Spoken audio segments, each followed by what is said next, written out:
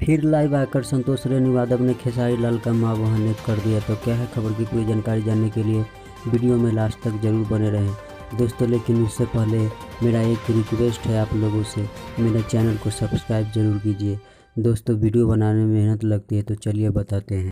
आज अपसेट होने के बाद नहीं चाहते हुए भी मुझे आना पड़ा। जिस बात का मुझे डर था वो बात सामने आ गया।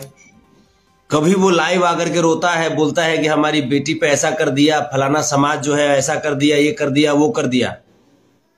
जी हाँ, मैं छकवा के बारे में बात कर रहा हूं। तो जो हाल करेंगे ना, तो सपना भी तू नहीं सोचा होगा। क्योंकि कृति का बाप क्या सोचता है इससे मतलब नहीं है हमको।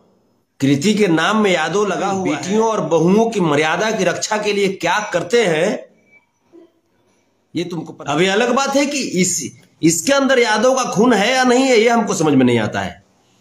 सिर्फ यादव कह देने से कि हमको राजपूत समाज से प्रॉब्लम है। दूसरी तरफ जो है इसका मैनेजर राजपूत है। तीसरी तरफ ये जिस वीडियो पे बोल रहा है वो भी राजपूत का ही चैनल है। विजेंद्र सिंह आकांक्षा हो, घड़ियाली आंसू का जितना भी प्रतिष्ठा है, जितना भी मान सम्मान है, वो गिरा ही देना है।